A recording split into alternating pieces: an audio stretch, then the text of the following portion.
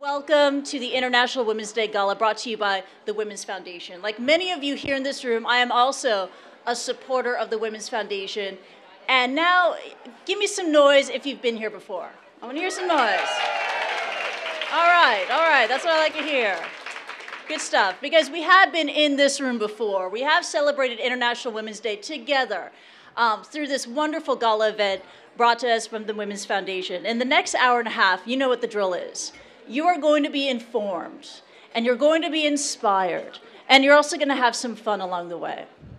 And it's really incredible, isn't it? Because another year, another International Women's Day, and so much has happened for women and women's rights in the last year. I mean, just 2 weeks ago, I don't know if you follow the sports news, but Danica Patrick, she became the first female driver, NASCAR driver, to take pole position at the Daytona 500, racing alongside the men.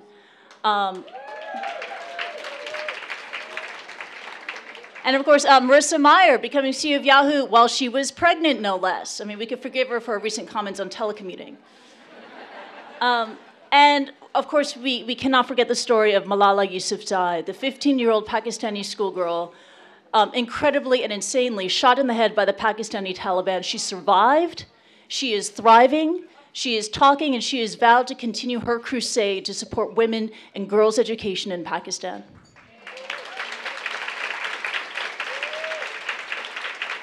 So these are incredible women, incredible achievements all around. That being said, women all over the world are still underappreciated, under pressure, and under threat. I mean, we know around the world that women are underrepresented in boardrooms. This is a particular problem here in Hong Kong. It's an issue that's documented well thanks to research commissioned by the Women's Foundation. Women are also underrepresented in government and in key policymaking decisions. And we also know that female migrant workers, they've been denied safe working environments and denied the wages that they are promised. And yes, this is a problem here in Hong Kong as well. And for all these reasons, this is why we need the Women's Foundation. Because the Women's Foundation is an advocate. And the Women's Foundation is a community organizer. And the Women's Foundation is a fundraiser. And this is when I cue all of our participation in this room. Now, on your tables, you will see a swipe card. I want you to pick up the swipe card, and I want you to do some major damage with that smart card, all right? We're gonna take that swipe card, swipe it through the devices there. You can look at the many different fantastic, enticing prizes are on offer during the silent auction, all right? Have some fun with that card, all right? In addition to that, we're also going to be looking forward to, all right, I know you guys are having fun, okay. We're going to be looking forward to a fantastic conversation with Alan Lowe and Yen Wong, who represent truly a symbolic Hong Kong power couple. That's going to be happening in about 30 minutes from now. And one more bit of housekeeping before I hand things over. I believe placed on your seats was a survey by the Women's Foundation. This is a survey that covers 4 main issues, including domestic violence, paternity leave, migrant workers' rights, right of abode, etc.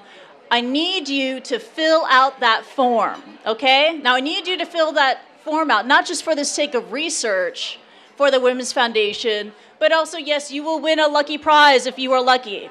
So if you just fill out the form itself, by 1:45 p.m., we'll put your name in for a lucky draw. So if not in the name of research, do it in the name of winning something before you go, okay? And there are a lot more prizes here today. I'm going to be describing those a little bit later. But without further ado, let's give it up and hand things over to the CEO of the Women's Foundation, Sumay Thompson.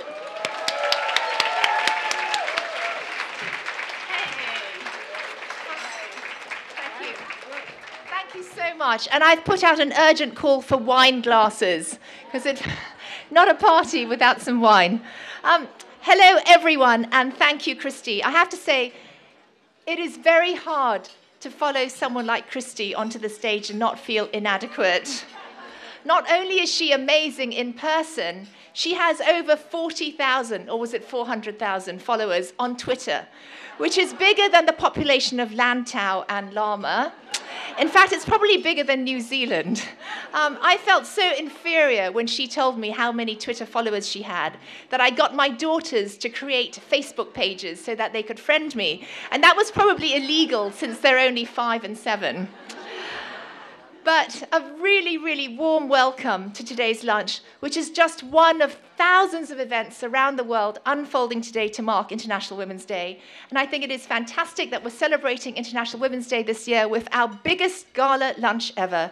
450 really accomplished women and a few equally accomplished but very, very brave men. Guys. Yeah. Guys, thank you for coming. Welcome to our world. And look, there's no queue for the loos. So, what is fantastic is the sense that we are building a community of people who are committed to making a difference by your active support for the advancement of women in the workplace and beyond. And peering at this wonderful sea of faces, I see a lot of people here who are champions for equality and diversity in your offices, within women's groups, and in society more broadly. And we're really honored that you're here. And I would just like to call out a few heroes and heroines, if I may, and please would you stand up. First, would you please welcome Anson Chan, our hardworking honorary patron.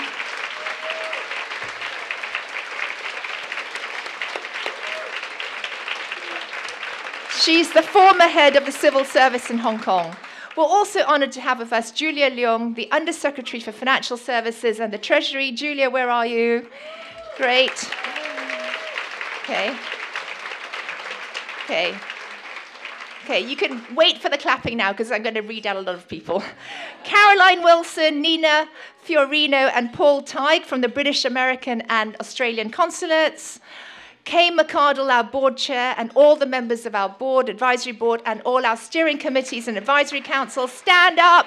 The mentors and proteges from our mentoring program for women leaders. Yes.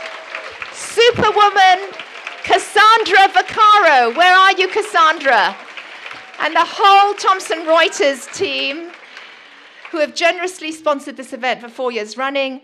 The amazing and indefatigable Brunswick team. Well, Brunswick! Fern Ngai from Community Business, Kylie Ubergang from Pathfinders, 2 of our longest standing partners, and everyone who has supported a TWF initiative or event in the past. Come on, at least half the room should be standing up. So please give them yourselves a round of applause, and over the next 12 months, the rest of you, make sure you get involved with the TWF so that next March we can say there was only standing room at this event. So now, the first International Women's Day was recognized by the United Nations in 1975, and it has become an occasion to celebrate women and their achievements. And yes, indeed, we have a lot to celebrate. Women hold the highest political office, from Thailand to Brazil, Iceland, Australia, Germany, and most recently, South Korea. In Burma, nearly 20 years after house arrest, Aung San Suu Kyi led her party to victory in last year's by-election. Christine Lagarde holds the top spot at the IMF. From self-made billionaires in Beijing to CEOs in Silicon Valley to youth leaders in the Arab uprising, in these and countless other areas, women are leaving their mark. But despite these bright spots, much more needs to be done, and urgently. And looking across the globe, after a long period when feminism was thought to be redundant, it feels, to me anyway, like there has been a resurgence in feminism. In recent months, there has been a crescendo of voices of prominent women and men voicing their impatience and their frustrations with the glacial pace of change. And the fact that despite women making up more than 50% of university graduates and almost 50% of the workforce in developed countries, women's progress has effectively flatlined, with women remaining underrepresented in parliaments, the corporate corridors of power, and at decision-making tables. Whether it's John Kerry, the US Secretary of State, in yesterday's SCMP, reaffirming that closing the gender gap is a US foreign policy goal, because, as he put it, the world's most pressing economic, social, and political problems simply cannot be solved without the full participation of women. Or it's Nick Clegg explaining the rationale for Britain's new parental leave legislation, and to quote the Deputy PM, "It is heartbreaking to see fathers missing out on being with their children, and it is heartbreaking to watch women lower their ambitions for themselves." Or whether it's Sheryl Sandberg in her new book, which comes out next week, which urges women to lean in, negotiate for more pay, and aggressively pursue opportunities. What is exciting is that we are seeing more and more individuals standing up and saying that they are ready to take action to fight for greater equality. I know that many women here, many women everywhere, don't want to be labeled as feminists because of enduring perceptions that feminists are anti-men, humorless, and they dress in one-piece boiler suits. But I think there is now a new cool about being a feminist, and what is exciting this time round is that there seem to be as many men as there are women championing the cause. I think it'll be very interesting to see where this new energy takes us. At the Women's Foundation, we've always been more concerned about fixing the root causes, not just the symptoms. We believe attitudes and stereotypes need to bend for real progress to be achieved, and this takes education and a conscious will to change. One positive byproduct, if I can say that, of the shocking Delhi rape incident in December is that it made people stop and think about why violence against women continues to occur over the world in the 21st century. And this is one of the survey questions where we would like to hear your views. Is it because of confusion and insecurities over what it means to be masculine? Is it an unfortunate side effect of the digital revolution, because of which it's never been easier to access violent and degrading images of women? Or is it because perpetrators feel they can get away with it because victims fear the social stigma of the story getting out? According to the Hong Kong police force, reported cases of domestic violence here increased by 20% from 2005 to 2010. And yet we know there is a massive problem of underreporting. Only 5% of the 4,000 cases of sexual assault handled by just one NGO, Rain Lily, over the past 2 years, ended up being reported to the police. I'd like to share with you some other key statistics for Hong Kong, particularly for women at the bottom of the pyramid, coming out of our latest research with Civic Exchange and other partners. As Christy said, 1 in 5 people in Hong Kong is living at the poverty line, and among them, women are particularly vulnerable. Over 80% of the employed population earning less than 5,000 Hong Kong dollars a week is female. 84% of single mothers are living below the poverty line. And women over 60 are more likely to be living in poverty than any other age group and suffer multiple deprivations, not just because the majority of them are illiterate. 25% of women over 60 are registered as having a disability. 15% live alone, and only 8% are employed. With an average life expectancy of for women of 88 years, that is a long time to not have a job and to be relying on family or welfare. At the Women's Foundation, we are extremely attuned to the global debate about women and women's rights. But at the same time, we are very focused on Hong Kong, where gender and income inequality remains rife and extreme. All of this has informed and influenced our vision and mission and our goals.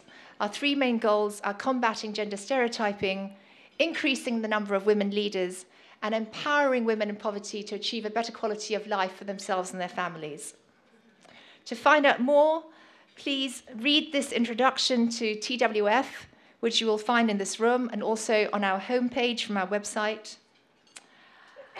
I'm extremely proud of what our young, energetic, and passionate team have achieved and continue to achieve. And I'd also like to pay tribute to the small circle of corporates who sponsor our biggest programs, and they are Barclays, CLSA, Goldman, and JP Morgan.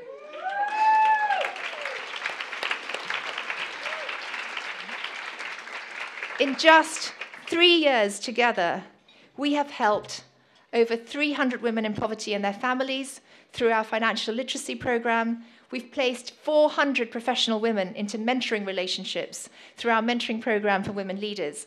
We've touched the lives of close to 3,000 disadvantaged teens through our Teen and Life Skills program. We've contributed to capacity building at over 24 grassroots NGOs. We've advised over 20 internal women's networks on how to get started. In the last 3 months, we've published 5 major research studies on the status of women and girls in Hong Kong.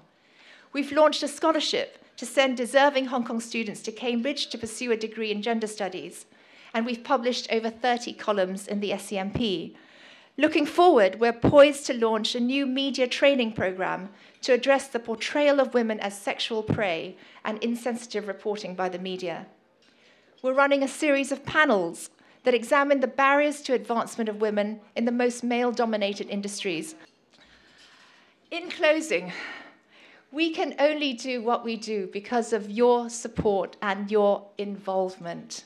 You all have a critical role to play as role models, parents, educators, managers, colleagues, volunteers, and donors. And I hope this lunch will inspire and encourage you. And if you just take away one message, let it be this: that progress for women should not be a question of hope. Whether it's in our own lives or in society, the time where we stand there and hope and pray for change is over. We must act. Thank you, everyone, for coming. Thank you for your support, and enjoy your lunch.